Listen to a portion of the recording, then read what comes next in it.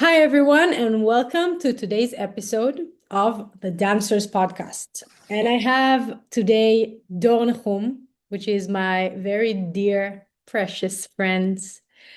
And we actually had an interesting conversation before when I asked him if there's anything specific that he would like to talk about today. And you told me something very interesting. So I wanted to start with this. You said that becoming a teacher, it feels like this is a correction for you, for your younger self, to the version you were as a young dancer. Absolutely. Yeah. Absolutely. Yeah, and okay, first of all, hi. Hi everyone. I'm Dor. I'm Maya's dearest friend. And I'm very happy to be here. And even the fact that we are living so far away and we barely have the time to sit and talk. So every time we can chit chat, yeah. So again, very happy to be here. Uh, and yeah, for the past 2 years, I did the transition, let's say, from a professional dancer to I wouldn't say a freelance dancer, but more like I started to open my mind to different directions in the dance world and outside. Um, and I discovered that I really enjoy the teaching and giving, not even dance. Even when I am a therapist, I'm a Ilan Lev practitioner, and this feedback that I get from uh, the people I meet, students, friends, colleagues, patients, whatever. Um, this is what brings me joy, and I really feel it's like I found my place, my purpose, and especially now when I teach dancers, I had the chance to work with a professional dance school, uh, Training. like a training program, yeah. Um, and I see them like I see them, and I see me like 10 years ago, and I can feel the ambition, the fear, the fear of being seen and being like wanting to be good and wanting to succeed, and I see so much of myself in it, and it's important to me to be the person that I don't know if correct is the right person, but I feel like during my time as a dancer, as a student, and throughout my career as a dancer, I was really insecure, and I was even scared to like lose my place or lose my job. Uh, yeah, I'm actually curious, what kind of environment did you grow up in as a dancer? Because we met at a later stage of our careers, right? yeah, Like we were young dancers, but I didn't meet you as a kid that started dancing. So I would love to hear about that. yeah. So I'm dancing since I can remember myself, like since I'm really, really young. Um, and in high school, I joined like a dance major in school, and it wasn't the best professional environment, but I had fun, and I really like my introduction into dance was through joy and passion and silliness. Like it wasn't serious at all. Like we came and we worked and we danced, but it wasn't like we were just having fun in a way. So can you point when did this shift happen?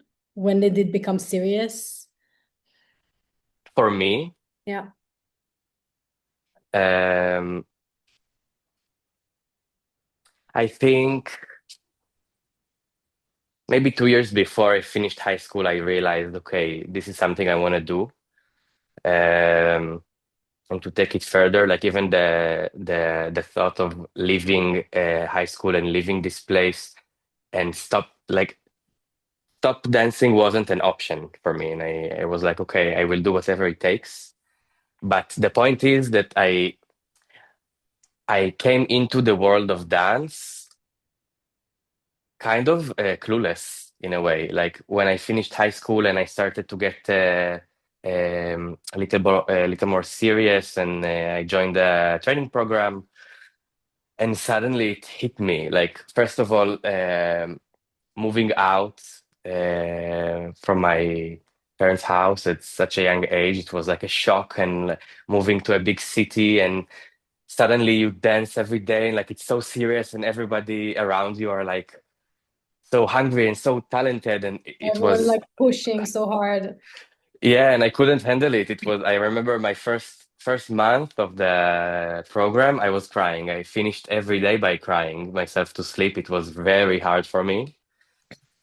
And then I realized that like I was in like in kind of a bubble, let's say a very good bubble, I have to say, because I know many dancers around me that danced in a very prestigious schools and art schools, and like they were so washed up like towards the end that they just lost the passion and just stopped dancing.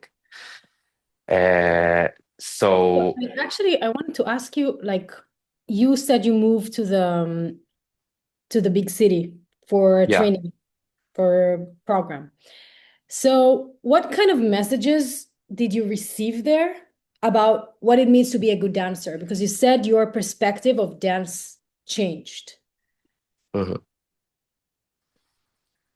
So again, like the shift for me, first of all, from dancing afternoon and dancing in not in a really uh, professional place, although I adore this time and I wouldn't change it for a thing. Um, so this shift was very extreme for me. Um, and then I think the main issue for me was the issues about weight, About your body. about my body, about my colleagues' bodies, about how I perceive my body in comparison to their body. How do they team perceive our bodies? And like it was suddenly I got like it was the first time I even had to deal with it regarding dance. Were you Um, getting like messages from your teachers? absolutely, absolutely. Um, yeah, like a lot of issues about weight and losing weight, and what should you do in order to lose weight, in order to be a good dancer, or in order for you to feel comfortable on stage performing for other people, in order for you to get jobs, you need to just lose this 2 kilos, 2 kilos, and that's it, and you will be there. And it started to sink in, and I started to believe it.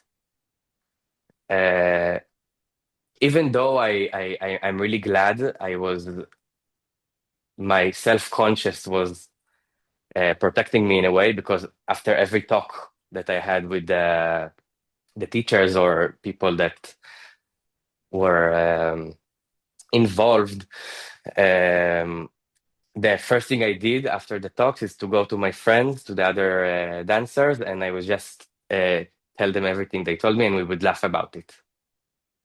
And I was cracking jokes, and like I made it lighter on myself, and I now I realize that this is the thing that saved me.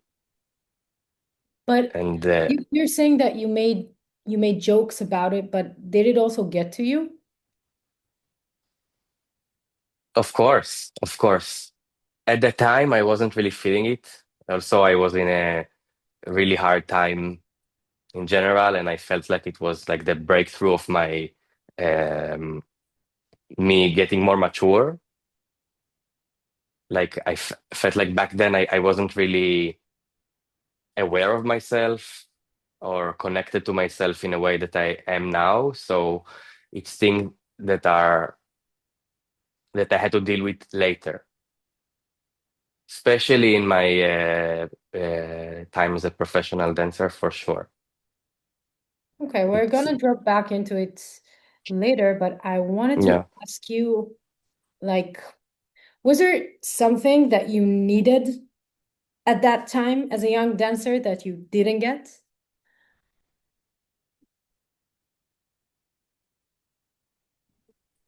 First thing that comes to mind is validation, I would say.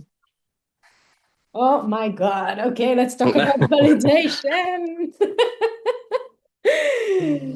Okay, tell Wow. me more. Tell me more. Mm. Yeah, I just wanted to know that I'm good, that I'm good Yeah. enough, that I'm worthy. Um, And did you and get I that validation? not always, but um, no, you know what? No, no, not from myself, not from the outside. Maybe from my friends that were there with me and we were building each other, but no. Um, and I felt like I was now I can say that I miss this someone that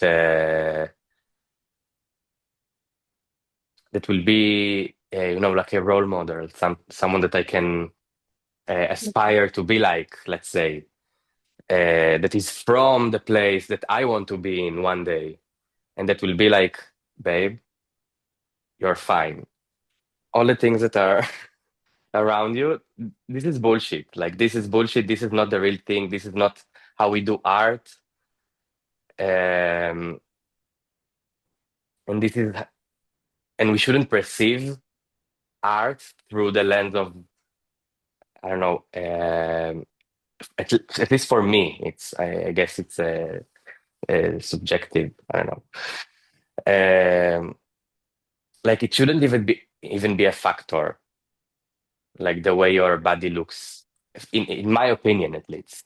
Like I know it's a subject that is on and on we talk about, but We're talking about body image, right? yeah. Uh-huh. Or like even the issue with body, with the regarding dance in the dance world, or in general in the even in the film industry or modeling industry. Do you still feel like it's an issue these days? I feel like people are trying to normalize like body positivity, and we can really see. I'm not being sarcastic. Other like many role models and diversity, but in the core of these industries, I feel like it's a cover up for me. Like I'm not buying it because as someone who is deeply involved, let's say, in the dance world, I know that it's an issue still. Maybe people are not feeling comfortable to talk about it, like it was normalized, let's say, 10 years ago or even less, but it's there. It's there. It's just a bit low key right now. But do you think it's everywhere? Because I'm thinking about the dancer that listens to this and says like, "Oh, so it's still evident. Maybe my body is not good enough, so maybe I will never get the job." What can you tell to this dancer? Because I think you've been there, you've been that dancer, and you actually made a successful career. So Yeah. how can you cheer up someone that feels uncomfortable with their body? Like, what can you give them? Wow. First of all, I want to start and say, um, if there is a place that is not accepting you, uh, not even accepting you for a job, but like accepting the fact that like they're not pleased with the way you look. So why would you want to dance there? First of all, why would you want to put yourself in a place? You know what? Not without name dropping, but I auditioned once to a very big company. And the director called me after the audition. It was a private audition. And I had like a day with the company, and she said, um, we were really impressed by you, and we really consider hiring you. Sorry, hiring you. Um, but the issue is that you are very, very short. And You're not good at in comparison to the other men, that they are very tall and they are very impressive, you are very short. So it's not even Oh my weight. God, how did you even say that? And what can I say? What can I do with it? Should I come with heels to rehearsals? Should I do surgery? What? What do you expect Oh from my me? I'm sorry. God. So you see, it's not only weight. Now it's height, and it's even What you're trying the to length of your say, hair. yeah, they will always have something to say about you. Yeah, for sure. So better fucking own it. Absolutely. Like Yeah. I love being short. I don't care. I don't feel affects it affects the way I dance, or like I don't see it as an issue. And I also I'm happy at the same time to be involved with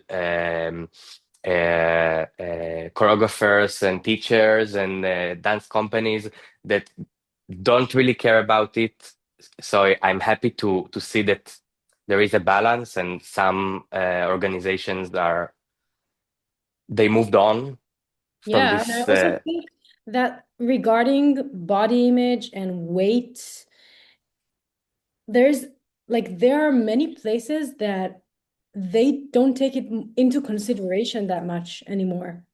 As long as you're a good dancer, if you're like a monster of a dancer, that's not going to take the job away from you. Absolutely, So I think this is something that is very important to say it out loud. yeah, So dancers that go through any of these kind of things will know, like you are the final product. You can always refine yourself, you can refine your technique, you can work on your look or whatever, but you have to own who you are. You have to be proud, you have to be honest with who you are. And when you bring yourself into a new space, you want to be accepted as you are. You don't want to be like asked to change how you look in order to fit in. absolutely. And you should always remind it to yourself. But in a contra to what you just said, I want to say to all the teachers out there, or all the programs or schools, all the people who are meeting young dancers and are responsible of making them professional and preparing them for the professional world. Listen, let's not be hypocrite. Like it's really important to take care of your body and to stay in shape, mainly as a dancer, maybe as a mainly, sorry, as a young dancer who is working a lot. So it's very, very important to take care of your body, to work out, to stretch, to eat well. This is no doubt. But for the educators, I would say, even if you meet a dancer that, in your opinion, is a bit overweight, instead of saying crazy shit like, um, run here in the mornings so you can lose that weight, or eat only vegetables for 2 months so you can lose that weight. Those are real Maybe, examples, by the way. yeah. I'm not like, yeah, I have. Run Thank to you. the training program in the morning. Yeah. Or eat celery and carrot for 2 months so you will get any job, because if you will lose that 2 kilos, you will. And it's obviously not the truth. It's not what happened. And I even then I Because knew it. even if you lose that 2 kilos, you're still short. Amen. Period. Wow. So, okay, on a more optimistic like saying, how did you get out of it? Like got out of it? What happened that helped you like start to accept yourself better, like accept your body? I have to say it's something that I'm still working on, but I feel like recently, like the last year, I had a really big breakthrough. I took let's say a season off or a year off dancing, and I um, wanted to focus on many other things that I do, and I'm really happy about this decision. Even though sometimes I really miss it, and it's something that is still hard for me to let go in a way, but I believe in the future I will find the balance that works for me. Um, but naturally, you stop working intensively with your body, and your life is a bit different, and your body reacts accordingly. So I gained a bit of weight, and it became really frustrating. Also, I was going through a very really rough time, and for the first time ever, I started working out. Like it was something that I was really scared of, like to go to the gym. Like in my mind, like if I went to the gym and started to pump weights, like with all the dudes around me, like it was intimidating in my mind. But I found this lane that works for me, and I do um, CrossFit workouts, and I started to do a lot of yoga, and I started to connect to my body through something that is not dance. It's still movement related. It involves a lot of movement and a lot of things that are required doing when you dance. But I don't know how to explain it. But like it helped me to connect to my body and um, feel comfortable in my body and to feel strong. And it made me feel very even more confident. Um, and now I feel so good in my body that the way that I see it in the mirror, it doesn't really affect me as much or matter to me as much because I feel good in it, and I feel like I take care of it, and it take care of me back. And yeah, This is so beautiful because I feel like both of us were in a stage of our career where we chose to like stop dancing full time and we reconnected to our bodies in a different way than the way we used to. And as dancers that dance full time, you are connected to your body, but you're not really connected to your body. You're just in it. You know, your body yeah, is like a puppet that has to do many crazy things, especially for us in like the projects that we've done together. We were like 100% athletes, not just dancers, but we did crazy shit with our body. And crazy you shit. have to disconnect from it when you do it, you know, because it's like, and also the load, it's like, it's just too much when you dance every day for 7 hours a day, every fucking day of the week, and you perform. It's too much stress for the system.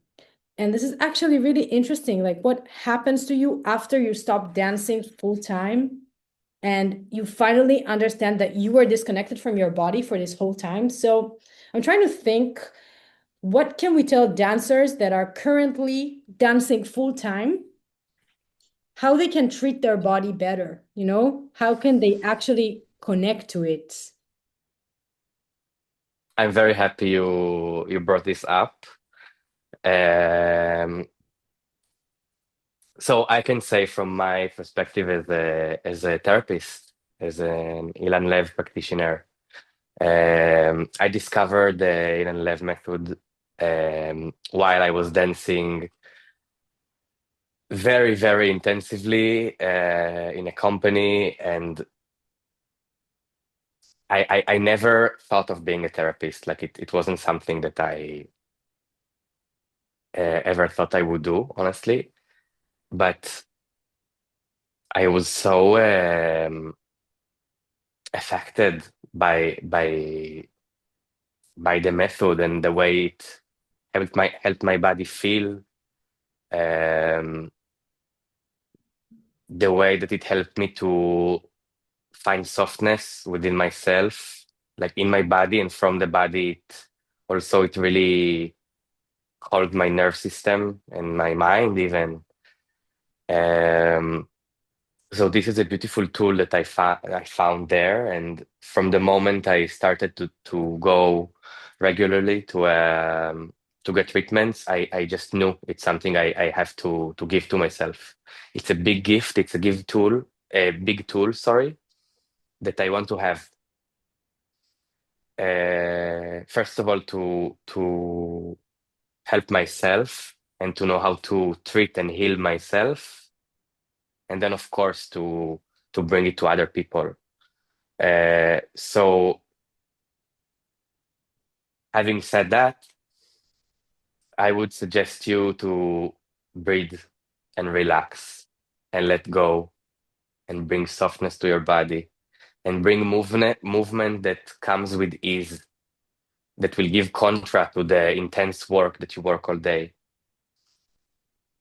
My Even to just question like is, I what hear what you, and my question is, but how? how? Oh, Oh, oh. how can we Uh, bring softness and letting go into our life? Like, of course, we can train different methods of movement that will teach us to let go more. And this is also nice. But I can say on my perspective that I found breathing, like really practicing breathing and practicing focusing on my body as I breathe, as a very useful tool. I think meditation is something that dancers should practice every single day. And this should be part of dance education I because agree.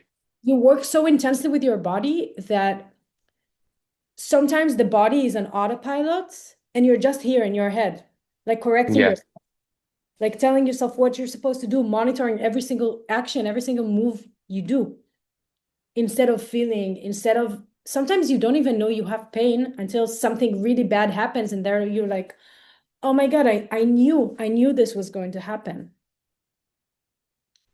By the way, speaking of meditation, I feel like at least for me, it was for many years like I heard meditation and I imagined like sitting like this and just connecting to your I don't know what. And I find it really hard to connect to. But I feel like when saying meditations, like it can be many, many things. Even lying down just in the middle of the day or in the end of the day and just again connecting to breathing, even bring movement. It can be so many things that will just disconnect you from the outside for a second and connect you to your body and to your senses, and with that will help you to connect to yourself. That I feel anyone can find their own way of meditating. It can be even listening to music, because for me, I know it's hard for me to just sit and letting my thoughts go away. Like I can't really practice it, but I find my own ways to bring calmness and softness into my life. By the way, I started a new thing that I find really energize me. If I have time in the middle of the day, like because my days are really um, schedule is constantly changing and like every day looks different, and I work late at night or very early in the morning. So sometimes I have some time off afternoon.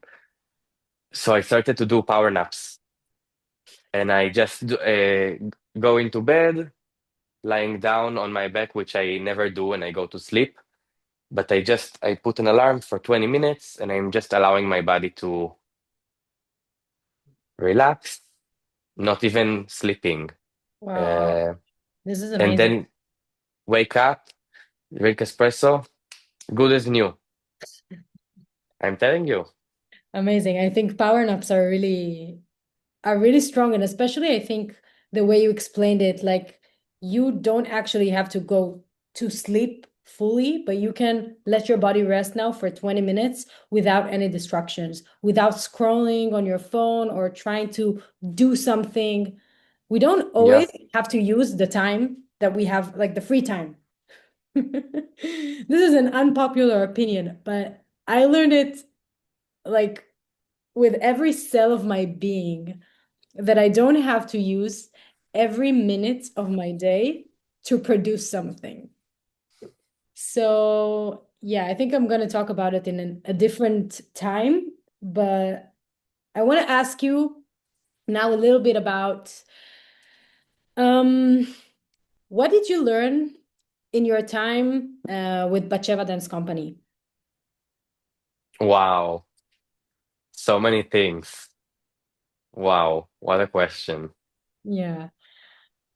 Um, First of all, I would start and say that it's a place that it's really close to my heart, and it will always be a home to me. This is how it feels, and it's a place that I still involve. Uh, I'm still involved in the work there as a therapist in production.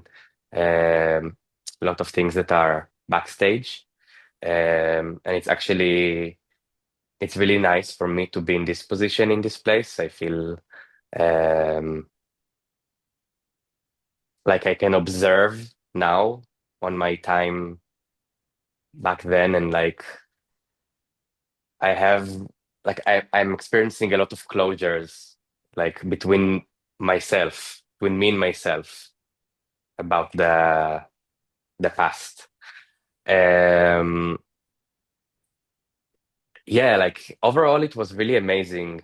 It's for me, it was a really once in a life experience. I don't know when and if I will have the chance to perform in this intensity, in these venues, to travel the world, to be surrounded by so many good dancers. It's insane. Like to get into the studio and like everybody around you are just monsters. Like it's crazy and it's really inspiring and Can I ask you something about this? So, when you were dancing there, how did you feel about having all these crazy dancers next to you? Were you like comparing yourself? Were you of getting course, inspired? Like, of course. And you know what? Like, first of all, it was, as I said before, very inspiring. Very, it like really some of the best dancers I ever saw. Like, and I'm so honored to be sharing this experience with them and like to work with them. It was באמת once in a, באמת. But I, it was only English by now. I'm very proud of myself. So yeah, it was really amazing. But it also made me compare myself to them. Absolutely. And you know, at the time, I thought I'm being just realistic by comparing some dancers to myself and saying, yeah, they're much better than you, but it's okay. You're also good. You're fine. Not like them. Um, and you know what? I just talked about it with my friend a few days ago. That back then, I again, it brings me back to the validation. I was so thirsty, so like for this validation from the outside, and I barely got it, and I felt like the worst dancer alive. I felt so bad with myself. I remember going on stage and like wanting to disappear and not wanting to be there and like wanting to dance and wanting to show the best I can, but from the other side, not wanting to be watched. Why? Um, Why do you think you experienced that? Again, sorry, what was the question? Why do you think you have experienced that, the feeling that you don't want to be watched? Because I wasn't, um,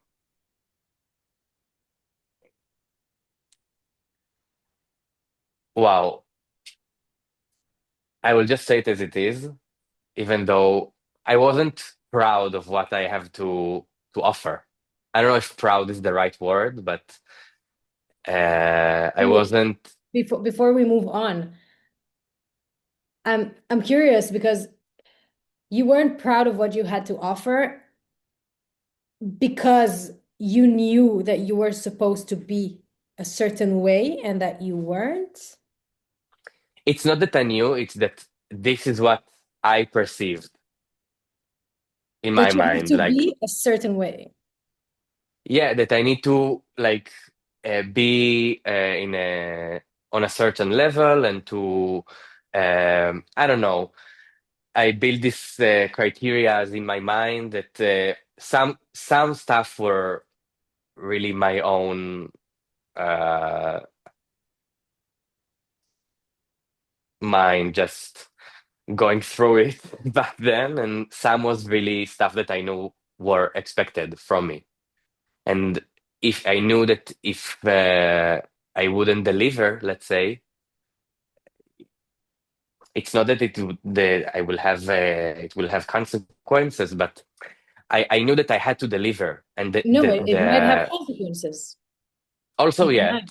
Yeah, like let's face the truth. It might have consequences. I think many dancers that hear this now are they can really relate to this feeling, of yeah. like I'm just wondering, um, you said that you were not delivering it. So what was your criteria of how did you know that you didn't deliver?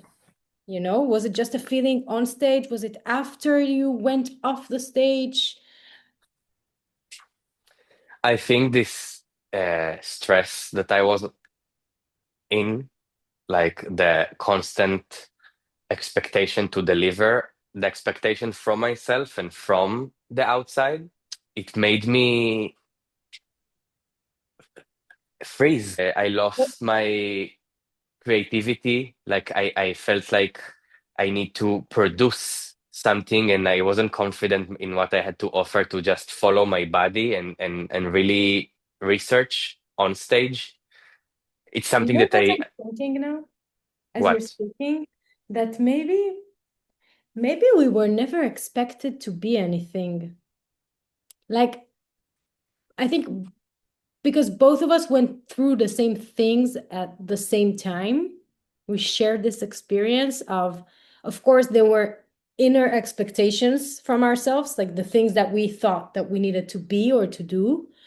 But then there were like the outside expectations from the team that we wanted to like bring it, like deliver it as they want. But what if they never expected anything and we just decided that they expected from us because we really wanted their validation and we Yeah, never yeah, got it. We never got the validation. So we were like, okay, we are never good enough. We never deliver. absolutely. Now I can say it was mainly me and myself just yeah. I'm not saying that it was never like they do have some part in it. In general, like it's not them as individuals, this position that they hold in many other places as well. Um, there will always be an expectation, but I feel like we were so insecure and so Thirsty. thirsty for this validation that we made it bigger and bigger and bigger and amplified it. Yeah. to something like now as a more experienced and mature dancer, I can really see it because now I'm not holding myself to these criterias, and I'm much of a better dancer because of it.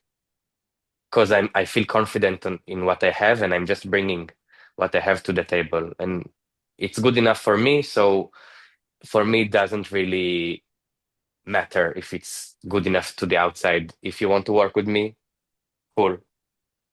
But it is what it is, and I'm happy with it. If you're happy with it, great. Let's go. If not, bye. So what do young dancers need to know if they experience this feeling of like never enough, always trying to satisfy, to deliver it? Start asking yourself questions. Talk to yourself. From the moment I remember it was you and Nomi that Nomi, our friend that we used to dance together. I don't really remember what was happening. Like there was an issue, and I was upset about something, and you both told me, but why is it upsetting you? Like, try to understand. You are upset now, but why? And this was the moment for me that I start to go inside, and it allowed me to look at the outside without the filter that I was putting on it. Oh, this I love. I think sometimes we just spiral in our minds. We make up stories because our lives are made of stories that we tell ourselves, and we are so much in our head, and we're not actually like asking the right questions and tuning into what we feel and what we want. We just use our brain to observe the outside, to like, we let the circumstances, we let life hit us. And like what I learned as a mature dancer and just a person in the world is that I want to be the one to drive the car, you know? Yeah. I don't want to sit next to the driver's seat and let someone else drive for me. I want to be the one asking the questions. I want to be the one deciding how my life looks. And even if you're dancing for a company and you're not sure about your position, you feel like you have to constantly prove yourself, you can still grab the wheel and choose that you are now in control because you want to feel good from the inside. You don't want to suffer. You started dancing not because you wanted to suffer, right? Like it's the complete And opposite. also, it's very important for me to say. Maybe I'm saying it, and I hope it won't sound privileged because I had a lot of amazing opportunities, and I worked like so. I it's very important for me so that it will not come from this place, but don't be scared to lose your job if you're suffering. Maybe it's too much, but like if you're feeling something is not right, if you feel it inside, even if it's hard for you to admit it, maybe it's a sign that you should leave and move on to another place that will be better. And I know that it maybe sounds privileged and it's very hard to get jobs as a dancer. I know, I really know, but it's not worth it if you lose yourself in the process. So this is something that is very important for me for you to say. Like I would prefer to work as a I don't know, a barista or to sell in a shoe store. I don't care. Instead of dancing and putting my heart and passion into a place that I don't believe in or that I don't enjoy in or that I don't feel like they see me because it's such a sensitive thing to merge your passion in life, your art, your everything into your job, into your day job. So this is why I say it. Like, you know what? Especially as the young dancers, like I remember being told, jump on any opportunity that you have. Sometimes, like maybe it's not the best idea. Like I used to do it, and I'm not regretting it because it made me realize that, especially in dance, you shouldn't choose everything just to work if you will lose yourself in the process. Exactly. I think first of all, I agree 100% with everything you said. And also I think that there's something like because there are a lot of dancers, right? And there's not enough jobs. Yeah, So you most dancers just want to be working dancers. They just want to have a job, because it's better to be employed than unemployed. But the thing is, you said something very interesting. You said that as a young dancer, they told you like grab any job opportunity that comes your way. And I don't think you should do that if something like you can smell it when something is wrong. That's the first thing. But second thing is that I think as a young dancer, you should just try things. You should try things in order to understand what you like, yeah, what's your way of working. And you have to be available to make decisions also during the process. It's completely fine to start a process with someone because you feel like you could be interested in that, and then realizing that this doesn't suit you anymore and dropping out. That's totally fine. absolutely. If that doesn't feel aligned with you, if you feel like you're getting disrespected, if you feel uncomfortable in a way or harassed or I don't know, or not appreciated, you can definitely drop out of that project. Just do it in a way that is um, very respectful for both sides, for the person in front of you and for you as well. And I actually now I remember that you had this kind of situation where you dropped out of the project because you understood that this wasn't the right time and you didn't feel it. Would you like to share about it? Yeah, a bit. Yeah, so it was a really stressful time in my life. Um, and it was right when I started my journey as a freelance dancer.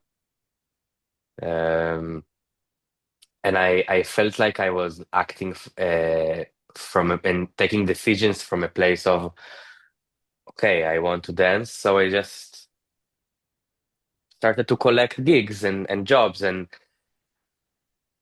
I I wasn't really like deep inside. I knew that I need to, and I need and I want to take a step back, but I couldn't do it. I couldn't do it even after. It took me something like 2 years to finally do what knew that I wanted to do for so long. Not wanted because I didn't really want it, but I had to do it. I had to do it to take space. Um, so it was really hard for me because I'm a people pleaser. Like this is who I am, and I tend to put in general, not even dance related jobs, but people that I work with or that employ um, especially people that I really love personally, or I really believe in their work or enjoy working with them. So I tend to put their needs first and lose myself in the process. Uh, and this is something that I realize now, like it was hitting me that it was coming on my expense, and I'm not putting myself in this place anymore. I have to choose myself first. And some people would say that is maybe um, egoistic, but sometimes there's nothing bad with being egoistic and thinking about yourself and putting yourself first in order for you to be able to give back. Because if Exactly. And but I also think egoistic is a very negative framing for this thing. You can reframe it as saying self-love, self-respect, Absolutely, having yes. boundaries. That's not egoistic, you know? You Like, see, this is the people pleaser in me talking. but I'm also a people pleaser, and you know it. Yeah, Just a different kind of people pleaser than you. But yeah, I did learn to own my space and to reframe it not as people pleaser, because I don't want to be a people pleaser. I want to be like, even when I do something good for someone, I want to reframe it not as pleasing them, but as giving them something from me and finding the way to give them something that I want to give. And then it's a win-win situation. It's absolutely. something that you can find also in the dance industry, how to do that. When you're working with someone that you feel good working with and you want to contribute to the process, you actually feel like both sides are winning, you know? And it leads me to another question that I wanted to ask you, is that why you think so many dancers believe that suffering is part of becoming a good dancer? Because this is what we're being told since we're very young. What is it exactly? Like what were you told that you understood that you have to suffer in order to be good? Um,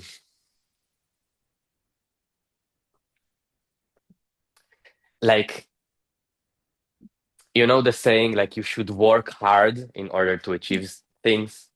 You Yeah. should work harder or do it harder. Or so I learned that sometimes we should work. We should work, but we shouldn't work that hard. Like I can take it to the body for a second, and maybe it will um, be clearer. But um, let's say when we dance, so we can use a lot of effort in order to move, or we can use the minimum amount of effort in order to move. So it's all about volumes, also in life. Like sometimes the ambition in me can take over and like do things from very with a lot of effort. And most of the times, most 99% of the time, we don't need all this effort physically and mentally. And this is something that I'm still practicing. Like it's endless. Like I will always be will come from this place of wanting to, because this is what I know, but it's a habit that I try to break by recognizing these places that I'm like, I start to push harder or stronger that I need, and saying to yourself, ah, you don't need it. Rega, chill. So this is a tool that I feel that really helps me to, Amazing. yeah, Amazing. I completely feel this thing. Like I also have the tendency to push a lot, and for many years I was super ambitious, like too ambitious. Um, I don't think ambition is a bad thing, but if I can do the same thing with less effort, then why not go for that option? It's gonna save me more energy. It's not gonna like maybe it's going to make me a better dancer or maybe even better absolutely. at Even for anything. me, the fact that I can do, I don't want to say barely anything, but like to just trust in my presence, even if my body is not busy and I'm not doing the most virtuosic movements, and just trust myself as a performer and what my body has to offer, even if it's so small, and to acknowledge that it's so meaningful, that it's enough, it's more than enough. This is counting on the artist that you are and not the gifted body that you have. And the merge of both will bring wow. But like this is not the main thing, like the athletic or virtuosic aspect of your dance. We want to see your color. We want to see your range. I agree. I think it's really hard for young dancers sometimes to understand this because you really sometimes you are giving you are given a chance and you want to show it all. You want Yeah, to give everything. Like I remember when we were dancing together, there was one piece that we had improvisation. Like each one had 1 minute to improvise on stage on their own. And I remember every time I would go out and improvise, I would black out. Like I would get so stressed and my body was just like going crazy. same. And then I would, when I finished my improvisation and go back to standing in the line, I was like, what the hell just happened? Like, I had no idea what I did. And I felt this, my heart was beating so fast. And I was just trying to look for people's eyes. I was trying to look for the team. I was trying to see the other dancers' faces to understand if what I did now was good. And this is basically for me, you can label this as survival mode, like alarm. But the thing is that I wasn't able to express my range when I was there because I was feeling like my life are a constant audition, like I'm never safe. I'm always judged and I have to prove. Whenever I have the chance, I have to give everything so they can see that I'm capable and that I fit, that I belong there. Hmm. Yeah. And like speaking of it, it brings me to another thing that helped me discover my range. And speaking of Batsheva, so we work very intensely, and sometimes, or a lot of the times, you perform when you have some injuries or pains or issues with the body. And I think the most meaningful experiences for me on stage was going on stage feeling a bit vulnerable because I'm having pains or dealing with injuries, but discovering that I can be fulfilled and satisfied, even if I'm not being careful. Being careful is not the right word for it, but being really sensitive and connected to myself and to my body, and being satisfied from doing much less, like going on stage and not going off, but to feel that it was. This is the point when I started to grow as a dancer. Yeah, I think this is so meaningful because what I understood growing up is that I was really scared that what I bring is not enough. So I was trying to all the time fill it with more. I had 1 minute, and this minute was like chaotic minute. And I remember the feedback I used to get from the team after every show. They told me, maybe do something slow, maybe stop in the middle. And I was forcing myself to practice this. Yeah. Now I stopped, and I remember feeling so comfortable, like, oh my God, now they're gonna think I suck. I'm the worst dancer. Like, I'm not worth anything. And for me, it's still kind of hard, but it's something that I practice a lot when I teach people. And this is very interesting because I just taught a Gaga class and I told them, don't be careful. Don't be Hmm. sensitive, be soft, but don't be careful. And I loved it that you said it because this is something that I practice a lot with myself. Just, I think the more you are present, and this is why meditation is so important because meditation brings you into the present moment. It brings you back into the body and outside of the distractions.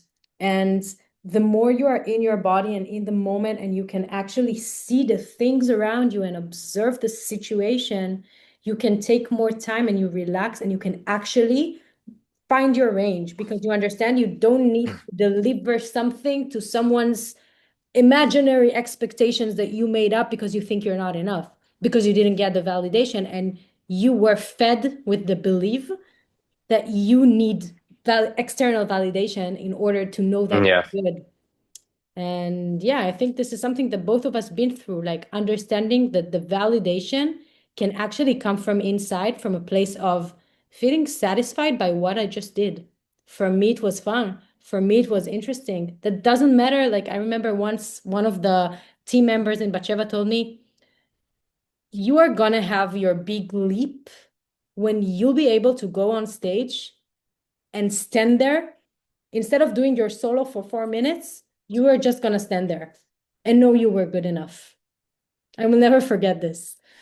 I have many more questions to ask. I think I'm just gonna ask now if you've ever experienced a feedback that made you feel small or bad about yourself, or anything that you remember that affected you.